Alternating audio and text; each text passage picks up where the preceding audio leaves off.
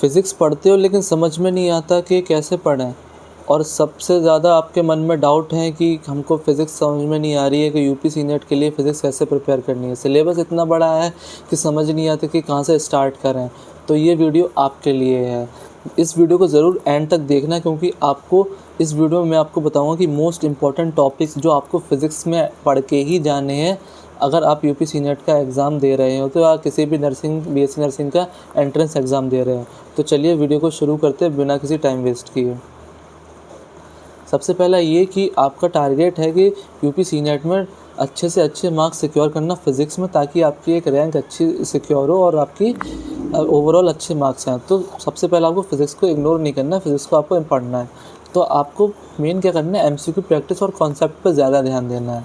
उसके लिए आप देख सकते हैं, आपको फ़ोकस क्या करना है, एग्ज़ाम स्ट्रैटेजी आपकी क्या रहने वाली है। पहले तो आप क्लास 11th और 12th की एनसीईआरटी पे फ़ोकस करो और कॉन्सेप्ट पे ज़्यादा ध्यान दो, क्लैरिटी पे। कॉन्सेप्ट को रट्टा मत लगाओ। अगर आप जितना रट्टा लगाओगे कॉन्सेप्ट और फॉर्मूले को जितना समझोगे ईज़िली डेरिवेशन के ज़रिए, तब आप क्लियर हो जाएगा। और मैं आपको क्लियर बता देता हूँ कि सीनेट में ज़्यादा टफ क्वेश्चंस नहीं पूछे जाते। थ्योरेटिकल क्वेश्चंस और उसके related direct formula based questions पूछे जाएंगे। आपको डेली पीवाईक्यू प्रैक्टिस सॉल्व करनी है, और पीवाईक्यू जब आप सॉल्व कर रहे हैं एमसीक्यू, तो आपको टाइम बाउंड होकर सॉल्व करना है, यानी कि 1 मिनट में आप एक क्वेश्चन सॉल्व कर रहे हो, ऐसे आपको सॉल्व करना है। अब आपका प्लान क्या रहने वाला है, आपको मिनिमम अगर आप 2 घंटे भी फिज़िक्स को दे रहे हो ना, तो वो इनफ है आपके लिए। आप 2 घंटे में आप मान के चलो एक टॉपिक लो आप दिन का, उस पर 50 एमसीक्यू कर लो। बहुत आसान है, थोड़ा थ्योरेटिकल करो, थोड़ा न्यूमेरिकल करो, तो आपको वो टॉपिक वो चैप्टर क्लियर हो जाएगा। क्योंकि अगर आप ज़्यादा डेप्थ में जाओगे, अब आपके पास टाइम नहीं रह गया उतना, तो आप ज़्यादा डेप्थ में जाओगे तो वो चीज़ें आपके लिए अफेक्ट ही करेंगी ज़्यादा। तो आप ऊपर से पढ़िए थ्योरेटिकल, क्योंकि ज़्यादा डेप्थ में क्वेश्चंस नहीं पूछे जाएंगे। आप बस डायरेक्ट फार्मूला बेस वही ध्यान रखिए। फार्मूला रिवाइज आपको डेली करने, फार्मूला शीट बनाइए, फार्मूला नोट से आप रिवाइज करिए डेली के डेली। जितना ज़्यादा आप फार्मूला रिवाइज करेंगे उतनी ज़्यादा के कॉन्सेप्ट क्लियर होंगे। और आपको वीकली मॉक टेस्ट ज़रूर देने हैं, क्योंकि अगर आप मॉक टेस्ट दोगे तभी आपको रियलाइज़ होगा कि आपकी स्टैंड है कहाँ, आप कहाँ स्टैंड कर रहे हो। और मैं आपको ये भी बता दूं कि फ़िज़िक्स में जो इंपॉर्टेंट टॉपिक्स हैं जिनसे क्वेश्चन पूछे जाते हैं हर साल, वो मैं आपको इस वीडियो में क्लियर करके बता दूंगा।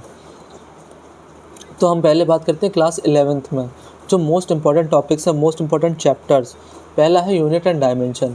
आपको यूनिट और डायमेंशन बहुत अच्छे से करके जाना है। ये हाई स्कोरिंग चैप्टर्स में से आता है, क्योंकि इसमें जो क्वेश्चंस आते हैं मैं आपको बता दूं, एसआई यूनिट से रिलेटेड, डायमेंशनल एनालिसिस से रिलेटेड क्वेश्चन से आज पूछे जाएंगे आपसे। काइनेमेटिक्स में आपके मोशन इन 1D से डिस्टेंस, डिस्प्लेसमेंट, ऐसे क्वेश्चन पूछे जाएंगे आपको एग्जाम में।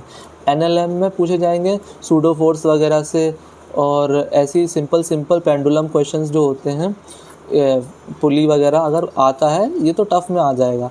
और बहुत बेसिक जैसे force is equal to ma, तो ऐसे फार्मूला बेस्ड क्वेश्चंस आपको पूछे जाएंगे। तो उसमें एक्सीलरेशन पूछ लेंगे, मास निकालने में पूछ लेंगे, फोर्स पूछ लेंगे अगर मास और एक्सीलरेशन दोनों दिया है, तो ऐसे बेसिक क्वेश्चंस पूछे जाएंगे।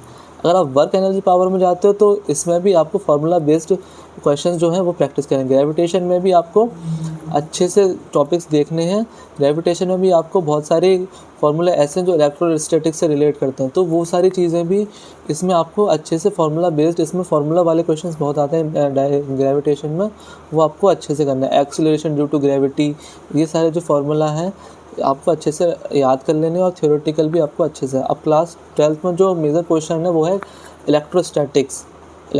शायद इसमें अभी लिखना रह गया है। इलेक्ट्रोस्टैटिक्स में इलेक्ट्रिक चार्जेस एंड फील्ड और magnetic flux of electric current, ये सब जो चैप्टर्स है मैग्नेटिज्म वाला, ये बहुत ही इंपॉर्टेंट चैप्टर है। इसमें जो लॉज हैं इनके ऊपर, किरचॉफ्स लॉ और फैराडे लॉ, ये सब चीज़ें हैं, ये सब कभी कभी थ्योरी में भी पूछ लेता है।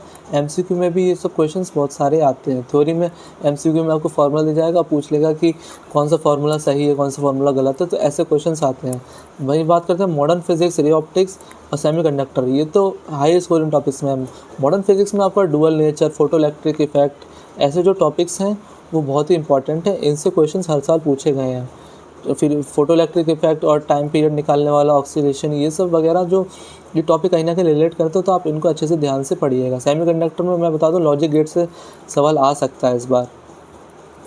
अब जो हाई स्कोरिंग टॉपिक्स है, पहले आप अगर शुरुआत कर रहे हैं अभी से, तो आप सबसे पहले इम्पॉर्टेंट करिए मॉडर्न फिजिक्स आप पढ़िए। मॉडर्न फिजिक्स में डुअल नेचर ऑफ पार्टिकल्स वाला जो चैप्टर है उसका आप अच्छे से पढ़िए। एटम्स, न्यूक्लियाई, ये वाला चैप्टर वो अच्छे से पढ़िए। Current, electricity, unit and dimension पढ़िए इधर, ये ऑप्टिक्स और मैग्नेटिज्म, इलेक्ट्रोस्टैटिक्स, ये हाई स्कोरिंग टॉपिक्स हैं। इसमें भी क्योंकि 12th का जो वेटेज है वो ज़्यादा हाई वेटेज है जो आपके सीनेट का सिलेबस आएगा फिजिक्स में उसमें। अब हम आगे चलते हैं कि अब आपको पढ़ना कैसे है कि आपने ये तो सॉल्व कर लिया। अब आपको क्या करना है कि जो एनसीईआरटी, अगर आप थ्योरी पढ़नी है, थ्योरी क्वेश्चन के लिए आप एनसीईआरटी को फॉलो करो, लाइन बाय लाइन एनसीईआरटी को पढ़ो, उसके जो नोट हैं, फार्मूलाज आपको रिवाइज़ करो, फार्मूला शीट बनाओ। फार्मूला आप जितना डेली रिवाइज़ करोगे उतना आपके कॉन्सेप्ट क्लियर होते चले जाएंगे। और जो एनसीईआरटी में एग्जांपल्स दिए गए हैं वो एग्जांपल आप सॉल्व करो, क्योंकि फार्मूला बेस्ड ही एग्जांपल एग्जाम में पूछे जाएंगे, उससे ज़्यादा बाहर नहीं पूछा जाएगा, ज़्यादा हाई लेवल क्वेश्चंस नहीं आने वाले हैं। और आपको एमसीक्यू डेली प्रैक्टिस करने, जैसे आपने पढ़ लिया एनसीईआरटी, उसी टॉपिक का आप डेली एमसीक्यू प्रैक्टिस कर लो, क्योंकि आपने बुक तो ले ली होगी, ऐसा नहीं है कि आप किसी बुक से फॉलो नहीं कर रहे होगे।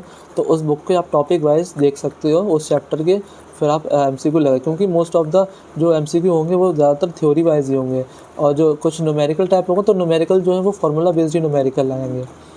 अब जो कॉमन मिस्टेक्स जो लोग करते हैं कि जो बेसिक्स हैं उनको स्किप करना, बेसिक्स को आप स्किप नहीं कर सकते हो, क्योंकि बेसिक फार्मूला ही आपको एग्ज़ाम में जब ब्लैंक हो जाओगे आप, वो बेसिक फार्मूला ही आपको याद आता है तब। तो आप बेसिक्स को जब इग्नोर नहीं करोगे तभी आपका अच्छा आउटपुट निकल के आएगा। और आपको जो कॉमन मिस्टेक सबसे ज़्यादा लोग ये करते हैं कि रिवाइज़ नहीं करते हैं फार्मूला को। आप जितना ज़्यादा फिजिक्स की फार्मूला रिवाइज़ करोगे उतना ही ज़्यादा आपको बेनिफिट होगा। और इग्नोर करोगे अगर आप पीवाईक्यू, तो आप ये सबसे बड़ी गलती कर रहे हो। आपको पीवाईक्यू बिल्कुल इग्नोर नहीं करने हैं। और स्टडी प्रैक्टिस, मतलब प्रैक्टिस ही नहीं कर रहे हैं। जब एमसीक्यू सॉल्व नहीं करोगे आपको तब तक प्रैक्टिस कैसे होगी आपकी। इसलिए तो लोगों के मार्क्स कट जाते हैं। और सबसे बेनिफिट आपका ये है कि ये सीनेट में आपका कोई नेगेटिव मार्किंग नहीं है, +1 अगर आप सही करते हो, अगर आप गलत करते हो तो कोई भी नेगेटिव मार्किंग नहीं है। अब बात करते हैं रिवीजन स्ट्रैटेजी आपको कैसे करनी है। अब देखिए आपके पास कम समय रह गया, अब जितना ज़्यादा आप चीज़ों को रिवाइज़ करेंगे, और आपके पास कुछ मैंने आपको इंपॉर्टेंट टॉपिक्स बता दिए, पहले आप उनको कवर कीजिए। अगर आप पूरा सिलेबस नहीं कवर कर पा रहे हैं, अगर आपको रिवाइज़ करना हो तो आप कैसे रिवाइज़ करिए, पहले आप शॉर्ट नोट से रिवाइज़ करिए, फिर आप फार्मूला शीट देखिए।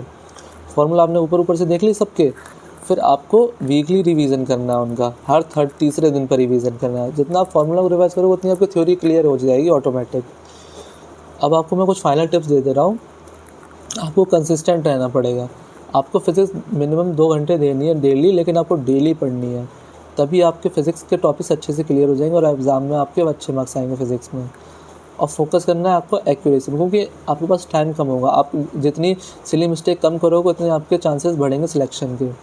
और आपको प्रैक्टिस डेली करनी है और अपने आप पर भरोसा ज़रूर रखना है। चलिए फिर मिलते हैं नेक्स्ट वीडियो में।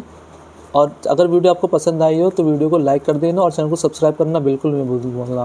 चैनल को सब्सक्राइब करना बिल्कुल भी मत भूलना। और मिलते हैं नेक्स्ट वीडियो में, तब तक के लिए ओके बाय। और अपने फ्रेंड्स के साथ ये वीडियो ज़रूर शेयर करें।